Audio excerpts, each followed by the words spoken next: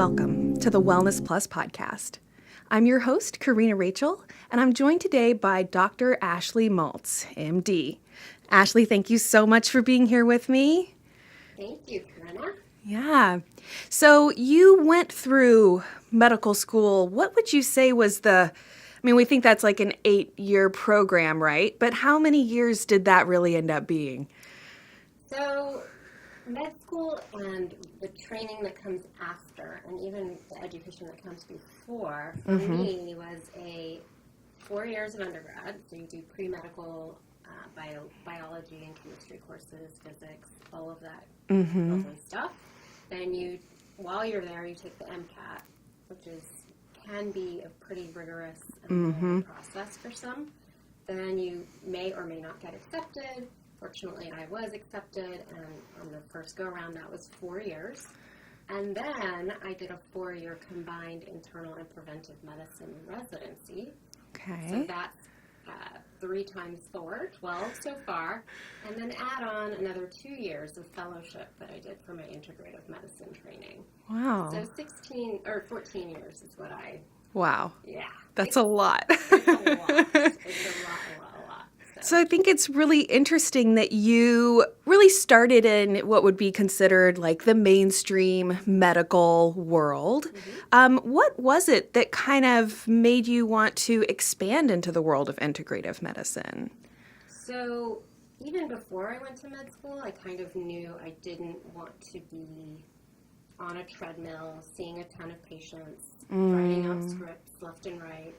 I already had a notion that there was something else out there for me. I didn't know what it was. I didn't have the terms like holistic or preventive or integrative. They hadn't even come down the radar yet for me, to the radar. So fortunately, though, in my first year of med school, first or second year, I can't quite remember, there was a faculty member at my university who came and presented to us on integrative medicine. And while half of my class was asleep, the other one quarter or maybe more was laughing or just rolling their eyes, as people often do. And I was like, ears up, eyes on this guy. I had found, I was just so excited. I was beaming. So naturally, I got to work with him and do some rotations.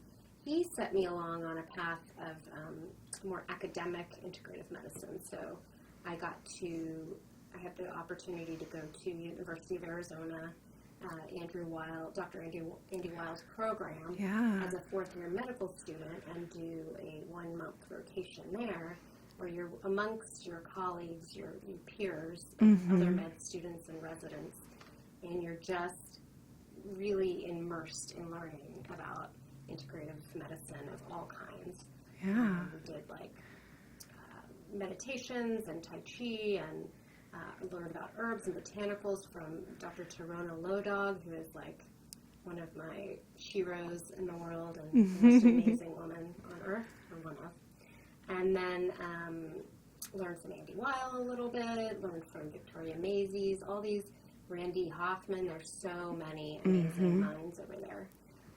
Really getting the word out and teaching doctors, residents, and things like that. And so from there, I got a taste of it, of what I really loved and wanted to learn more and more about. And it just, fortunately, after residency, or right at the end of my residency, I was presented with an opportunity to delve further into it with the fellowship in integrative medicine. Okay. And the rest is history. Wow. So, yeah.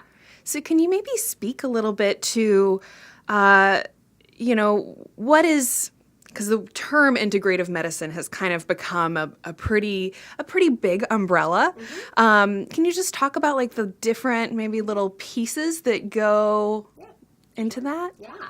So, yes, as you mentioned, integrative medicine or holistic medicine is a very, actually, I would say those two things are separate. Okay.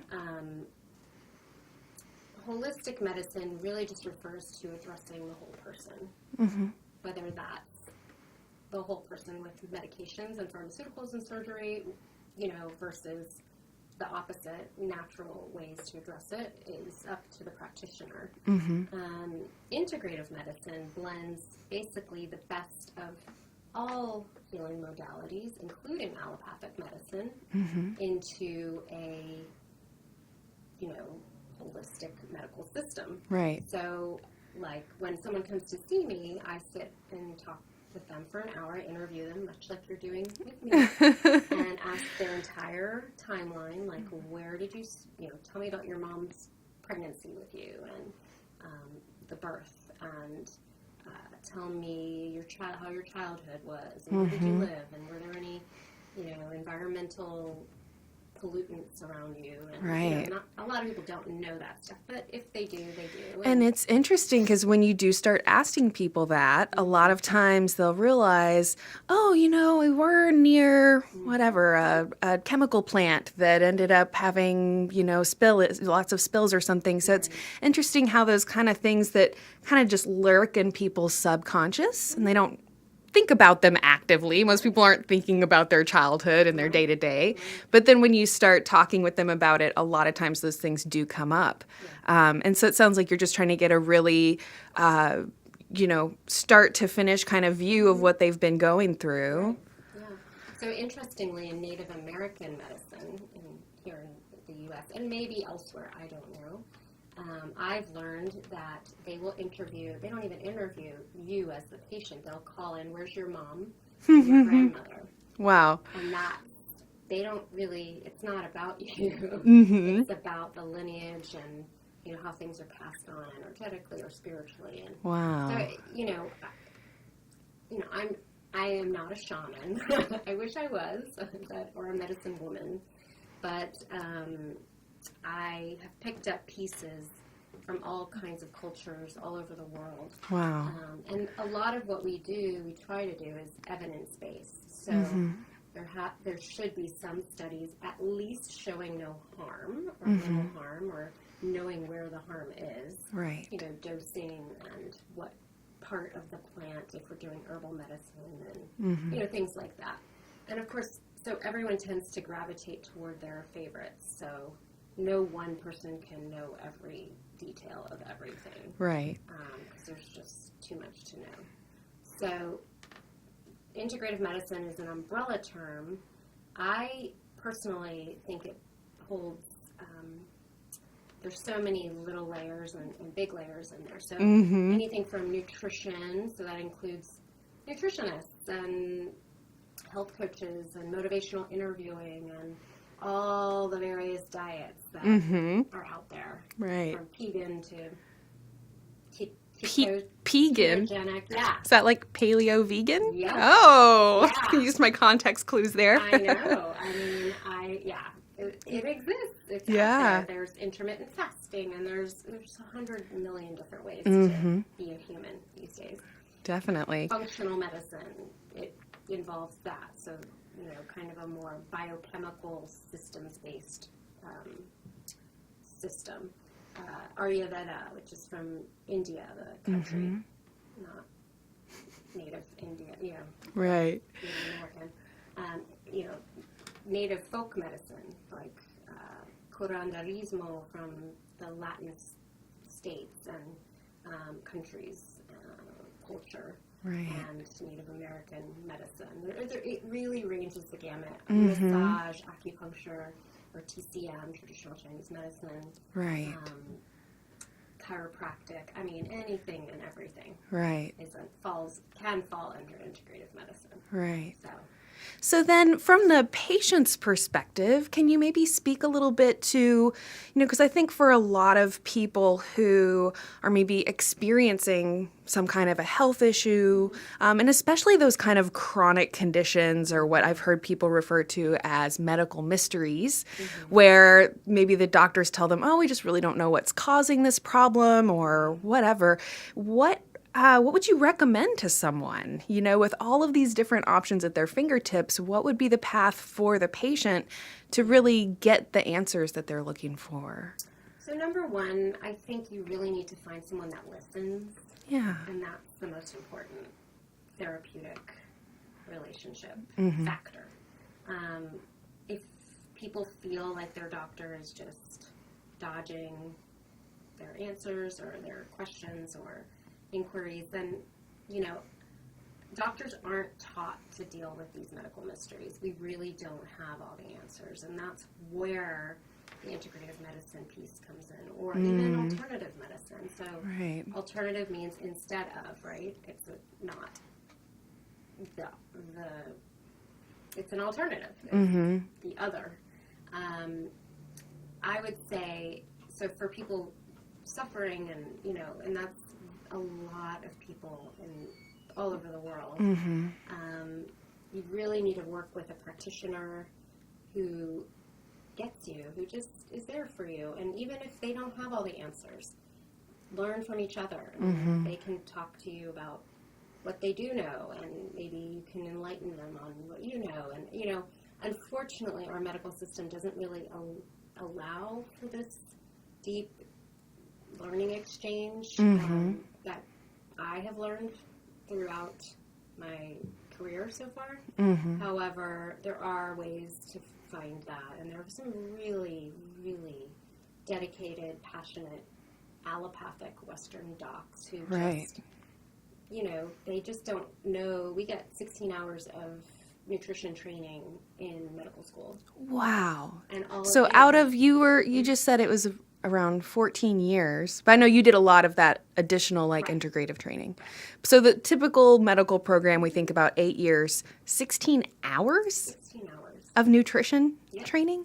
Wow. And really all it is how do these specific compounds break down in the body? How are they digested and metabolized? Wow. And utilized in the body. Other than that, we're not getting you should tell your patients to eat 5 to 7 or 12 servings of vegetables a day. These are what whole grains are, and this is, obviously people pick that up, and there are doctors giving out that information. They didn't need extra training. We all know vegetables are better for you than French fries and pizza. Right. Intuitive, but so it's you can't say one is good. There's one thing that's good and the other is bad. Everything should be working in harmony. Yeah. And really complementing each other in that way. So. Right. And I think realistically speaking, it makes perfect sense that we're got pretty complicated bodies in terms of the things that can potentially go wrong, things that can potentially, prevent our bodies from functioning the way that they should ideally. So it makes sense that there are a lot of different approaches to looking at the body, determining either what needs to be removed or what needs to be added for the person. So it sounds like on a person-to-person basis that looking for a doctor who will listen, which is a big thing. Because I know that when I used to go to the general practitioner, I felt like all I wanted to do was get out of their hair. They were in a rush. I didn't want to take up their time. I didn't want to ask them additional questions. And now I kind of realize that it should be the other way around, We're paying these people to help us, so we should feel we can talk to them, we can ask our questions, etc. But a lot of times the kind of typical, trip to the doctor, I feel is very opposite of that. I feel rushed, etc. So somebody that'll take the time to listen and get a bird's eye view, so to speak, on your health. Another thing that I see a lot in kind of looking at the mainstream approach is that it kind of tries to compartmentalize the body, which makes sense to the extent that, as you were saying, there's so much information that it'd be really hard for any one person to know all of it. So you have people who specialize in the cardiovascular system, people who specialize in, the different areas of the body. But then the idea that you could be, taking a certain set of medications from one doctor and another set of medications from another doctor, et cetera, you start to get this, at least for me, pretty clear vision of how now the functioning of the whole body and the interaction of all of the different parts is being ignored. And so maybe there's, a benefit in compartmentalizing to an extent, but then there also has to be this understanding that nothing really works in a vacuum. Exactly. Yes. I believe that's where integrative medicine comes in. People come to me and they often bring a bag full of medications or supplements or, who knows what. Right. And I will go through and kind of, pick and choose which ones, make sure they're on the right dose of things, or, some things we overdo it with the supplements. Like, let's get off of some of these things, or even with the medications. An elderly person on too many medications, that is actually dangerous. So we want to eliminate those variables. Right. So yes, we do need specialists, like in general, and they're very important. You do not want me as your surgeon. You do not want me as your cardiologist interventionally. Like, if you have a heart attack, I will not know how to put a balloon in your coronary artery and stent it. But I will try to keep you from having that heart attack. Right. And I will, try to keep you alive longer using fewer medical resources. That's my goal, is really to kind of take the weight off of the system a little bit, at least a little bit, We use very, very expensive procedures and medications, and really a lot of it can be, 80% is estimated that of illness in America at least, and probably the rest of the world as well, although we are one of the biggest outliers in terms of disease prevalence and burden. But 80% can be prevented. Wow. So 80% of all, heart attacks, strokes, diabetes, all of these big cancers, like most of them can be prevented with diet, exercise, stress reduction, and eliminating environmental toxins. So, these things are not expensive. Diet, exercise, stress reduction, those are life changes that all of us can make. Right. And yet we rely very, very heavily on extremely expensive procedures, specialists, and medications. So tipping the balance a little bit, at least, towards prevention versus treatment is my goal in life. Right. And I think it's also worth noting that, in addition to those interventions being usually very costly, they're also very invasive to the person. By the time that it's a surgical procedure that you need in order to survive, not only is the medical issue that got you up to needing that surgery causing a huge amount of stress on the body, but now the treatment itself is going to cause a huge amount of stress, and you're going to need that recovery time. And I think that's a big piece that, people don't necessarily realize. There's a lot of people who I think know that there's things we can do to help prevent a lot of these chronic diseases. They're like, whatever, I'll worry about it later. Or I'd rather eat this junk food than worry about it. It'll be someone else's problem later. But realistically speaking, it is going to be their problem. And I think that it's really unfortunate that we're kind of living in a culture where the major, I don't want to say. I think it's just very unfortunate that we're living in a culture where the biggest manufacturers, the biggest advertisers we're exposed to are unfortunately selling these really harmful foods. You could talk about the refined sugar, the general processing, the GMOs. I mean, just looking at what we are not only have access to everywhere, but what they are using, billions of dollars to advertise to us, that I totally understand why people are feeling like, I'm going to go through the drive-thru and worry about it later.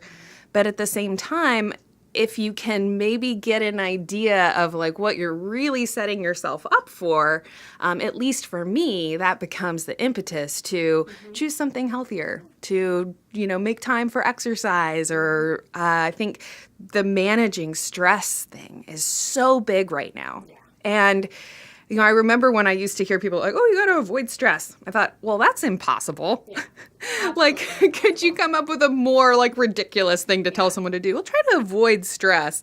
So, one of the things we're really dedicated to with Wellness Plus is trying to teach people how you manage stress. Oh, well, you do a couple minutes of deep breathing. You make a meditation practice or a yoga practice, something that you're doing specifically to help manage your stress levels and reduce your cortisol, et cetera. Go outside. Yeah. You're in nature. You're physically active. You sleep more. Yeah. All of the above. And I think it's so funny because when you are looking at the kind of holistic or more natural approach, it does kind of come down to those things like, well, eat your vegetables, get plenty of sleep. And people kind of, shrug their shoulders or roll their eyes at those things. But I think it's really interesting, on the other hand, hey, those, like you kind of mentioned a second ago, those things are actually really easy to do. But what does it take to really inspire people to do them? Right.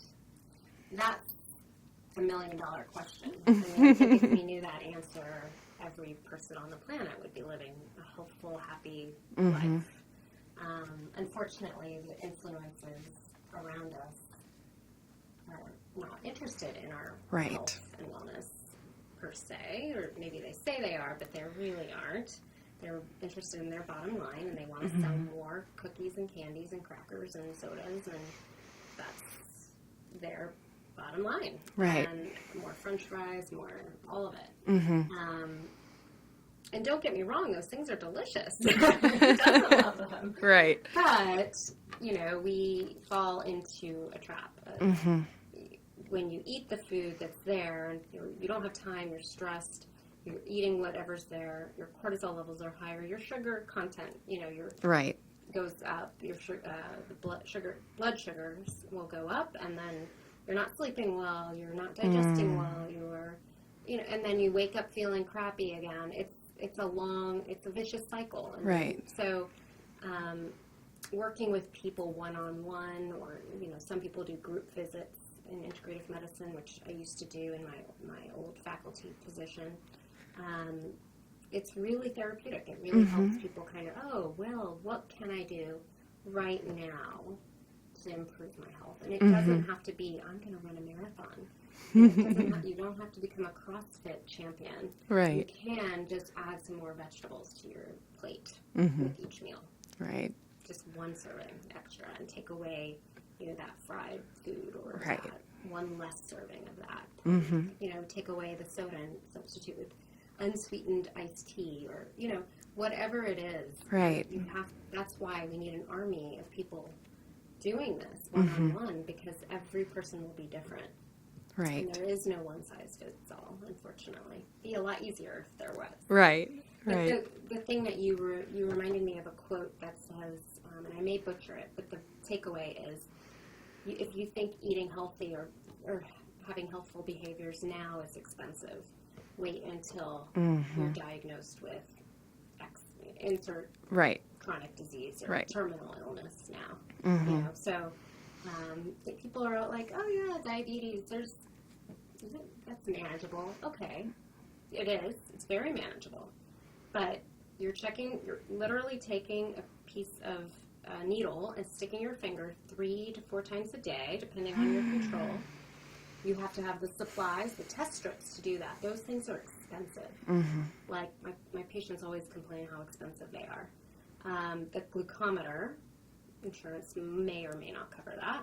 Oh, wow.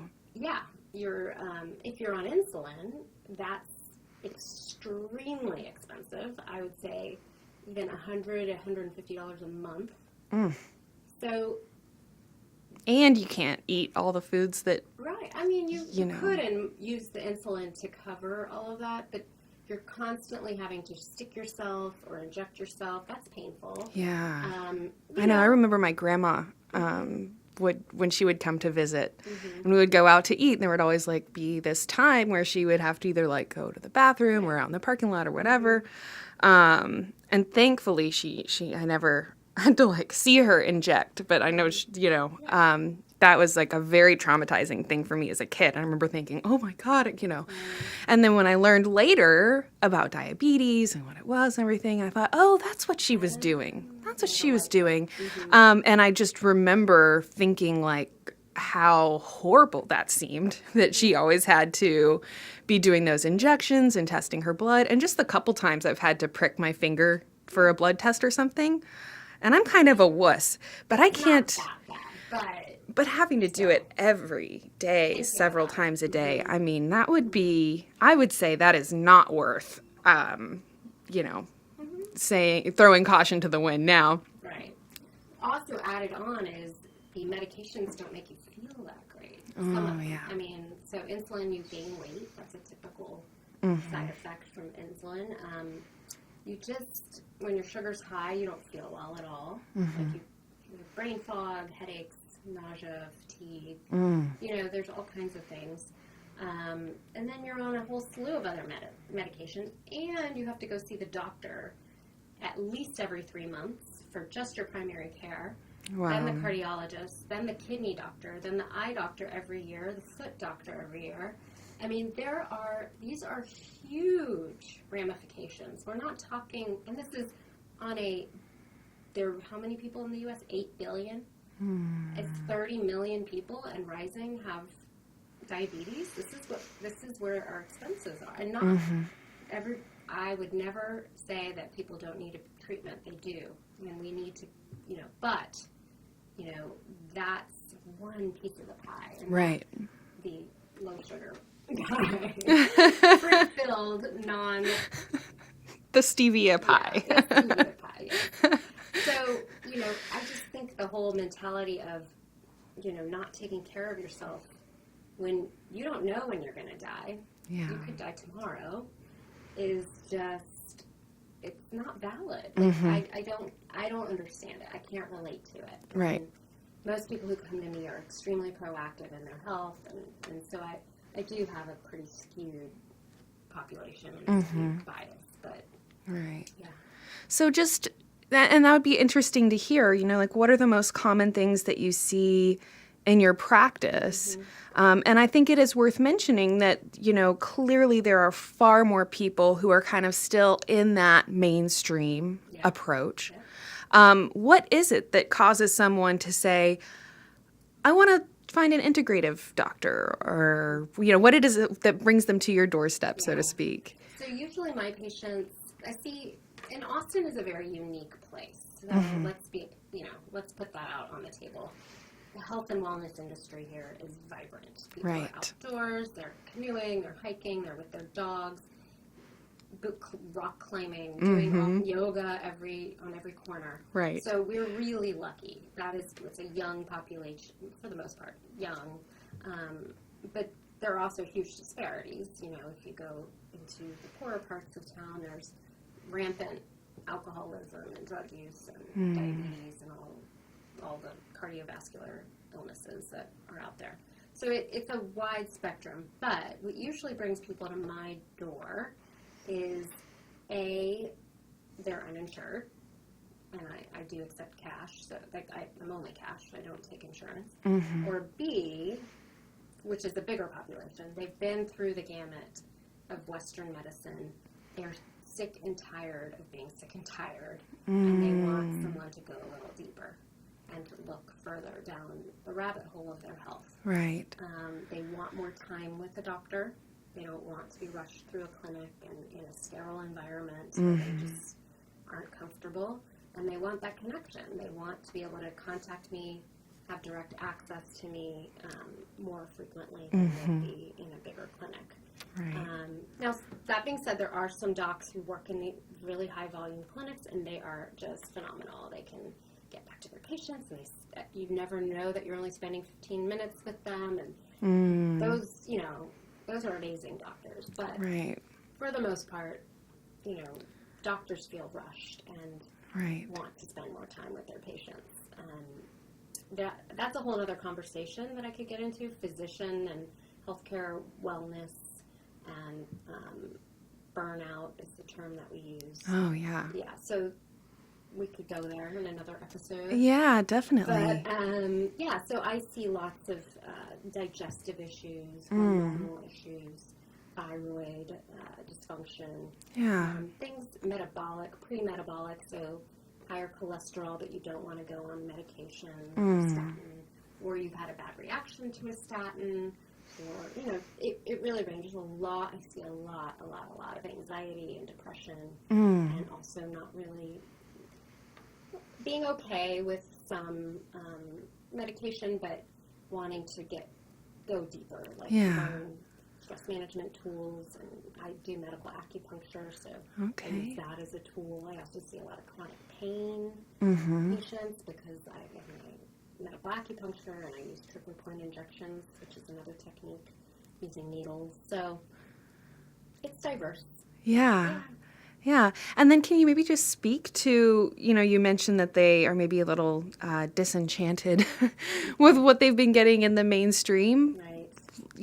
Because I, for myself, feel, I don't want to take pharmaceutical drugs. And I do my best to avoid them as much as possible. And I don't take any that are like a daily medication. So if I have I had an infected insect bite on my leg or something, and I went to the doctor and I did the, normal protocol.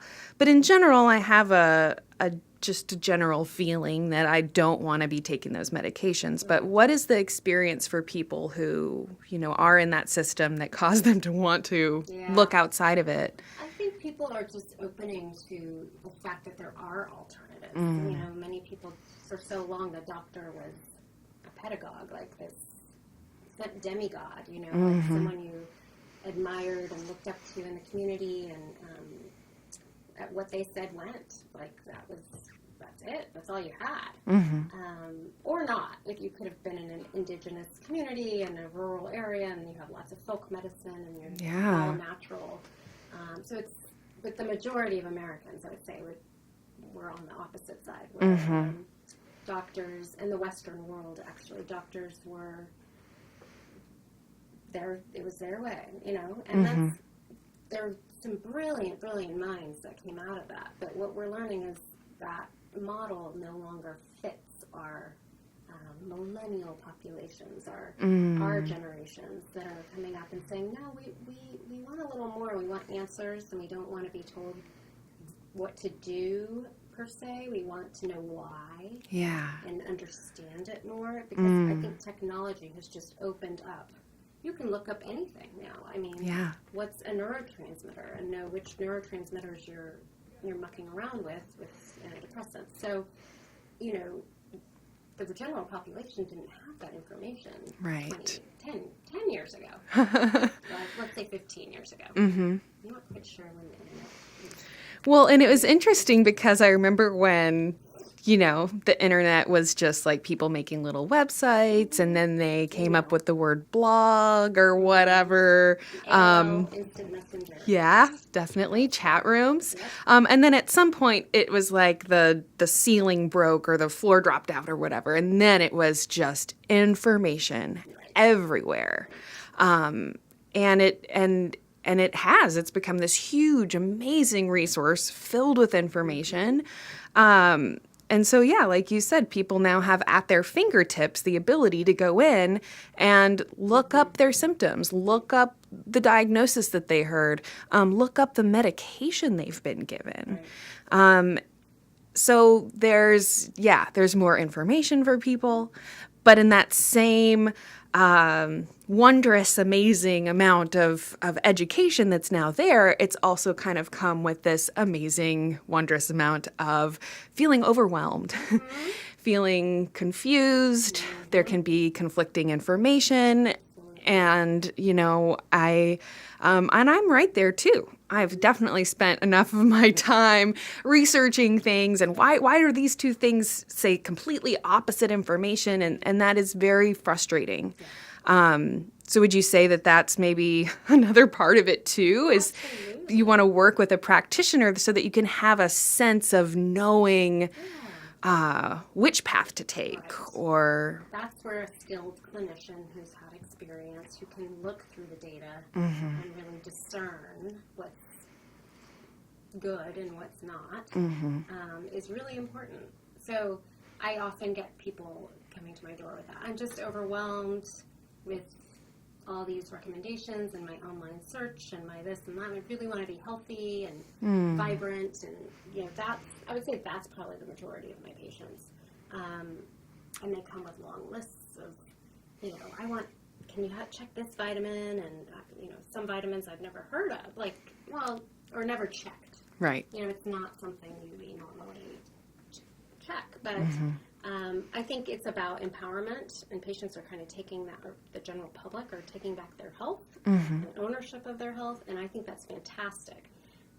The overwhelm does come in at some point, and it can become debilitating, actually. Yeah. There's like paralysis that can ensue. Mm-hmm. So somewhere in between, so someone who's, I know alert signs to really all the really bad things that can happen.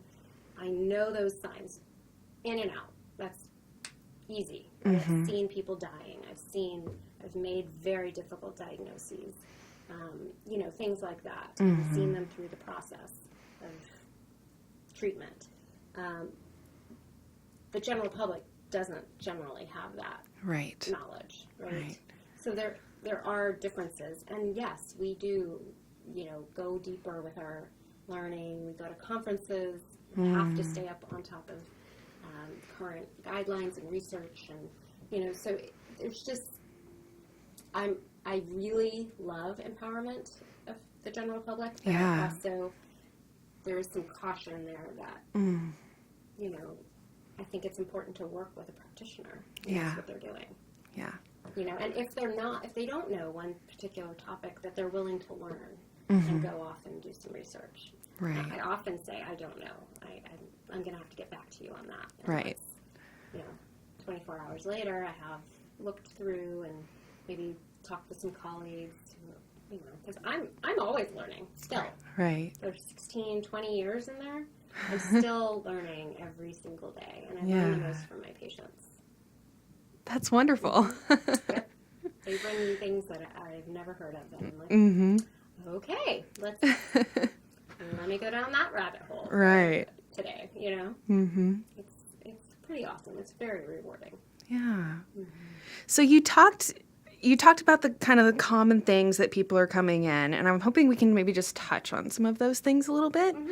So digestive issues was the first thing that you mentioned. Mm-hmm. And I know as a health coach, I see a lot of people that are suffering with, IBS, or I was diagnosed with Crohn's or ulcerative colitis, et cetera. And so a big piece of it is looking at, reducing processed foods and how we can help repair the digestive tract a little bit. Can you speak to that a little bit, and maybe what you have seen that works really well for people? So I love IBS because I have had it for many of my adult life years. And when I'm really stressed out, it tends to act up. So I definitely know the gut-brain connection. Wow. I know it in and out because I've experienced it, I've lived it. So IBS is one of those syndromes that nobody really knows the cause of. There really aren't great allopathic treatments for. There are some medications, but I don't know. Sometimes they work, sometimes they don't. I love things like peppermint oil or stress reduction, obviously, but acupuncture can be extremely helpful for the gut. I mean, it really is inducing the parasympathetic nervous system, your rest and digest. It's upping that so that you can digest better. Same with Ayurvedic practices. If you go and see an Ayurvedic medicine practitioner, they'll work first with the gut. This is what we need to integrate and bring in nutrients. And if you don't have a healthy gut, you really can't get everything you need. Right. So elimination of inflammatory foods, gluten is a big one, soy, dairy, peanuts, just various ones. And for every person, I usually take someone through an elimination diet to start, where we'll do some stool testing through outside labs and or food sensitivity testing, depending on symptoms. And then we, repair. So curcumin, turmeric is one of my favorites, and L-glutamine, which coats and soothes, fixes leaky gut, and aloe vera juice, and ginger. I mean, there's so many amazing plants and supplements that I love to work with. Right. So it's a wide and diverse topic, but it's also near and dear to my heart. Yeah. IBS and Crohn's and ulcerative colitis are also had pretty good success with helping those with similar treatments. Yeah. They are just autoimmune inflammatory disorders that have just kind of gone. Yeah. Can you talk a little bit about how, because I think, for me with my background, I can kind of understand like how this like autoimmune response can come from the gut. But can you speak to that a little bit? Because I think for a lot of the people out there that are experiencing these issues, it's hard to understand like, wait, autoimmune issues with my gut, it feels very,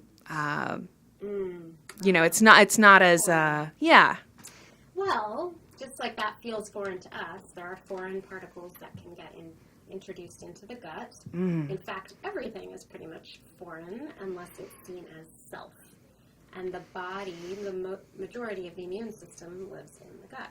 We've learned this just over the last 10 years or so. So IgA is the first knight on the charge. He or she is there and ready to slay dragons, whatever comes its way. So they line all the, also in the nose and the mouth and the secretory pathways. They're all their first line of defense, other than your skin, your external barrier. So the minute you take something in, your body is saying, is this me or is this something else? Is this foreign? And if it senses that it's foreign, it will attack it and destroy it. That's its job. Right. And hopefully most of that comes out in the stool. But if you've had inflammatory insults or problems, throughout we've had so many hits, we call it, like the 2 or 3 hit theory.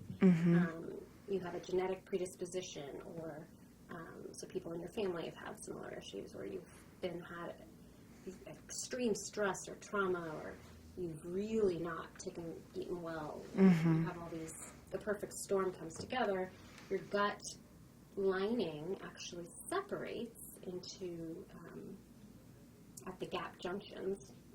So I wish I could draw you a picture, but anyway, this protective barrier that keeps your gut intact, and the outsider's outside and the inside gets damaged. And so particles from the gut can get into the bloodstream. This is what we call leaky gut. And it sets off inflammatory cascades throughout your body, because it should not be in your bloodstream at all.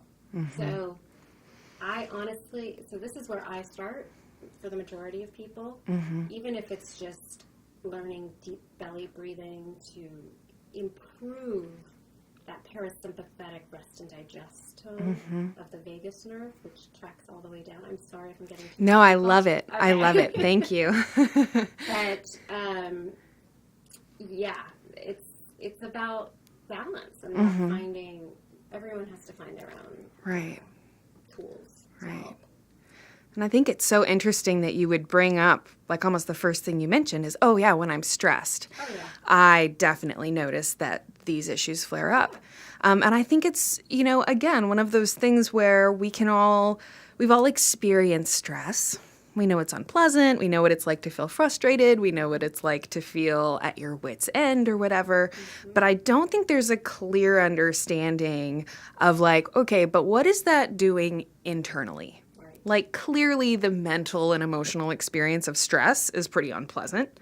But I think recognizing that, there's this whole kind of domino effect that stress, that maybe like emanates from stress, and that the digestive tract is like a big piece of that. So speaking about the parasympathetic nervous system, and this is a concept that comes up a lot with my health coaching, is helping people understand that, hey, all the time that you're spending in that like stressful fight or flight kind of mode, your body's kind of under attack.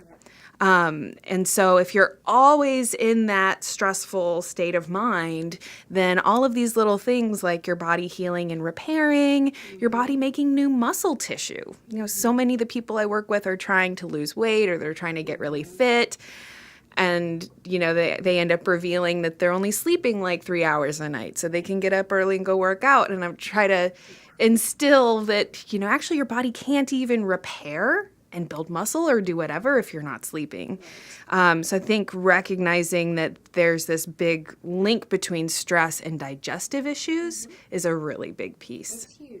It's huge. I mean, the terms that have come out just in the regular vernacular, dialect is, I got punched in the gut and I sensed it in my gut, or gut feeling. Gut feeling, yes. I mean, it all comes down to the nervous system in the gut. Wow. And some would argue energetic systems in the gut, that it can sense things before it's going to happen. So there's that whole energetic perspective. But so fight or flight is a useful process. It's normal. We need that to get up in the morning. We need it to stave off someone who's attacking us. Hopefully that's no one, but right. We don't need it every single day, all day long, which is what our society is living in constantly. And that's a lot of why we have such high rates of illness and disease. We don't rest. We don't rest well. Yeah. We feel like we constantly need to be working. And I fall guilty to this just as much as anyone else. It's about learning how to dial that down, right. Using tools that we've been guided to use, like deep belly breathing or meditation or yoga or even acupuncture, and really working on yourself and taking responsibility. I think that's a big factor. Right. And just making time for it, and sometimes because I think that we're all that way. And I actually had a previous guest who, I can't remember the exact term she used, but basically we're just like in the world of busy. Like everyone is encouraged to be busy, and you see someone you haven't seen in a while and you're like, oh, how are you? And they're like, oh, I'm so busy. Yeah. And like we kind of take pride in being busy all the time. So just kind of knowing that, hey, just as important as it is for you to work and get all this stuff done, it's just as important that you set aside a little chunk of time for not doing anything, for relaxing, making sure you're getting sleep, etc. It's so important. We've really, unfortunately, we've really not attended to our self-care needs with the advent of increased technology in our lives. We're doing more and stressing more, and it's just a nonstop. So I am all about rest and digest and relaxation and not being so hard on ourselves. Yeah. And this has been a personal lesson for me as well. I am not high and mighty. I am not above all of this at all. I mean, it's a daily practice every single day. Yeah. How can I make more space in my life? How can I let go of control? How can I be more kind to myself and others? Every single day. And some days I'm better and some days I'm not, and I am human. But I think if we all did a little bit more of that, then the world would be a better place. And we would be much happier. Definitely. Most people are not happy. Yeah. So speaking of most people being not happy, one of the other things that you mentioned was, that you see a lot of anxiety and depression and things like that. Can you maybe speak to a little of what you've seen be helpful with those issues? So a lot of it comes down, I think, also to some of what we've been talking about. Lots and lots of downtime is needed to repair, and there are physical reasons why people aren't feeling well mentally. So if their gut is damaged, then we need to repair it, and things like that. But so food is really important. Rest is really important. Proper sleep. If they're not getting oxygen to their brain at night, like they're snoring or have a deviated septum that is causing their oxygen to go low, that needs to be addressed. There are medical reasons why you may be depressed or anxious. But the number one culprit, I think, is busyness, the news, and like technology, and not turning off. We feel like we always have to be plugged in. Social media, and I love social media, don't get me wrong.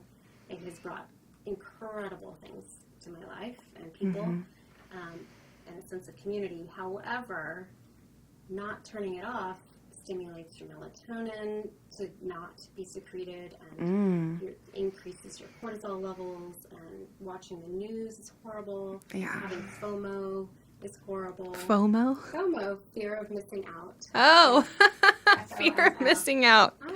So true. Wow. So true. So it's, I'm surprised you didn't know that term. Well, the thing is, it's funny for someone who, basically my whole job is in YouTube and all of this stuff. I'm pretty out of the loop when it comes to social media type of things. So. It's probably not a bad thing. So, I think turning off the news. I had a patient that would come in. She's like, I'm not sleeping. I'm anxious. And I was like, well, what do you do right before sleep? Oh, I watch the news. And I'm like, why are you putting that? I know. Those horrible things into your mind. You're absorbing that negativity every single night before you go to bed. What's supposed to be your most calm, peaceful, winding down. Is this trauma. And I think that they purposefully make the news. I mean, obviously there are horrible things going on all around the world. I mean, more horrible than I think even people who watch the news all the time maybe even realize. But at the same time, when I do watch the news, and it's actually been kind of a long time since I had cable and like watched the 10 o'clock news every night, but I remember that from my childhood. And it's just kind of interesting how, like, they'll kind of, like, do this, like, really sad, scary, horrifying story. And then they're like, in other news, there's a great parade this weekend, and there's going to be a big, giant float of Garfield. And it was, like, this interesting, I don't know what it is exactly, but it's like they're trying to get you really stressed out and upset about something and then make it look like they're really balanced and trying to not make you upset or whatever. But for those people who, are really empathetic and see those news stories of atrocities going on and it deeply, deeply affects them, it doesn't matter that they try to, but then here's the weather, and the weather's going to be nice or whatever. And so I think that trend towards sensationalizing and making things even more scary and overwhelming, I think that's gotten worse. And I definitely see that as I scroll through like news headlines on my phone or something, that like everyone, you're like, and then I'll go and I'll read the article and I'm like, oh, well, it's not that bad or whatever. You know what I mean? Like you can see, what do they call like a clickbait title or whatever. And, even before the show, we were kind of talking about what we might want to call this particular episode. And, I said, medical doctor reveals the benefits of an integrative approach. Right.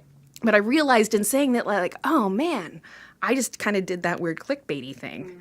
But it's unfortunate because, as, independent media creators, and there's a lot of independent media creators now, which is wonderful, but we're right there competing for views against all of those big mainstream things who are doing that. And so it's almost in a way, like in order to play in their game or to play on their field or whatever, it almost does kind of make you need to try and scare people or whatever. And I never want to do that. I want to empower people, I want to teach people, I want to help people understand that, hey, there's these real simple things you could be doing that are going to have a really big pronounced benefit on you.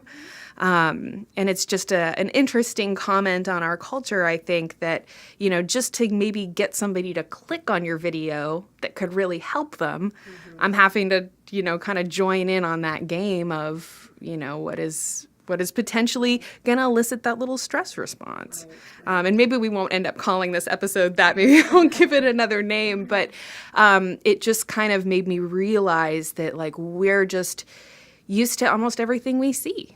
Has that, like, you know, whatever it is that's going to try to initiate your click. I see lots and lots of YouTube videos now, you know, these 5 signs that you're going to have a heart attack tomorrow. And I'll click them because I want to know. And they'll, you know, have a picture of a symptom. Like, I get these kind of like red itchy spots on my back when I shower. I think it's the heat.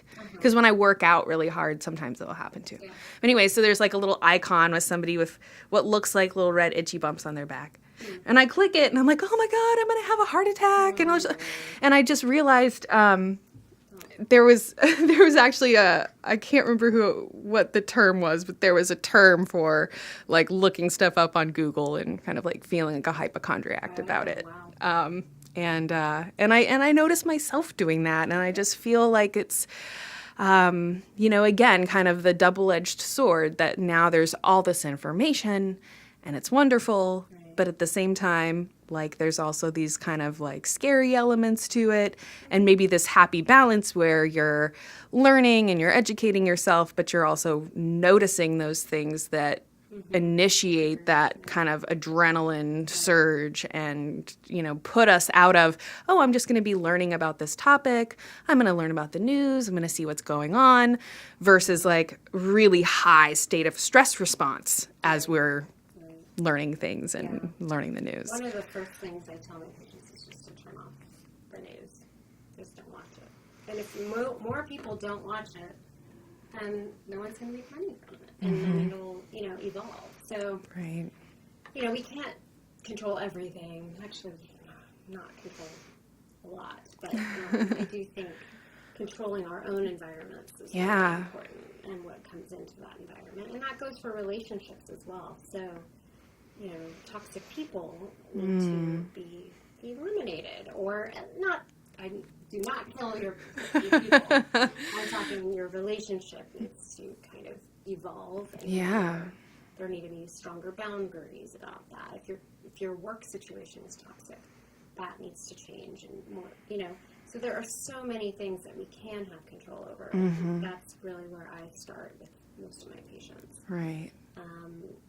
And sometimes you need an outside perspective on that. Because you can't always see things. My mom always says, "Hi, Mom." When you're in the pickle jar, all you see are the pickles, and it's true. When you're literally submerged in a situation or an illness or whatever it is, all you can see is that and how it affects your life in every way. So having someone kind of lift you up for like 20 minutes or an hour or something and take you out of the pickle jar, quote unquote, it helps. It really, you know, it's like, oh, I didn't see myself in that way. Or, wow, I really am powerful and strong, and look what I've created in my life. Right. Wow, I really have people that love me, or, you know, whatever it is. I can add 2 vegetables a day. Wow. Right. You know? Right. And it's very, very true. I know what you mean about the pickle jar thing. I kind of think about it like blinders. You know, people get their little blinders on, tunnel vision, and they're just like focused on this one thing. And yeah, you're right. It's sometimes hard to kind of step out and look at it from an outside perspective and see the different things in your life that are maybe creating that situation or perpetuating the situation. And then the things that, like you said, the things you can do to change it. Because clearly we can't change everything, but if we change the things that we do have control over, there's actually a lot of, you know, empowerment, a lot of benefit that can come from that. So one of the other things you mentioned was thyroid issues are common. And I know I see a lot of comments on our videos and stuff about hypothyroidism, et cetera. Can you maybe speak a little bit to... Sure. There is more of an epidemic, I would say, of autoimmune thyroid problems, hypothyroidism, even hyper, where you're overactive with your thyroid function. A lot of it, again, comes down to diet and toxins in the environment and things that we're putting into our bodies and exposing ourselves to. Dietary-wise, we are, as a whole, in society, moving towards sea salt, things that are less processed, which is really good. However, we aren't getting the iodine that we need in our daily diet to help the thyroid function. So iodine is, you have to have iodine in order for your body to function. And the ways we can get that in our diet is eating kelp or seaweed, fish, because they eat kelp and seaweed, but mostly it comes from those types of, I'm sure there are others, I just can't think off at the top of my head anything else. But, and then we have this iodized salt, so they add an iodine molecule onto salt. And since we've all mostly moved away from that iodine, we aren't getting it in our diets. Wow. So another factor is selenium that we need. Our soil is depleted from over-farming and use and, well, the horrible things we've been doing over time. Yeah. So we aren't getting that factor in as well. So I personally, that's my belief, is where this epidemic of hypothyroid or low-functioning thyroid is coming from, in addition to the gut health and lack thereof. And if you have, again, that 3 hit or 2 hits in your genetically predisposition to develop some illness, it will occur if you have too many toxins, in a broad sense. Yeah. So when someone has hypothyroidism or a thyroid dysfunction, we do go back to diet. I've seen antibodies to the thyroid come down dramatically with just removal of gluten or dairy or both. Wow. Soy, things like that. And you can regain your function of the thyroid. It's really exciting. Most people need to be put on, nutritional support with a really great multivitamin with selenium and iodine. There are some practitioners who load very heavily on iodine. I'm not one of those people. More power to them if they can get it right. I just don't have training in that, and I don't feel comfortable because you can go too much with iodine. Right. So, eating comes to diet, and there's also medication that can help while we're kind of balancing everything out. A lot of people do go onto medication just to feel better. Yeah. And get them through the process. So, right. Yeah.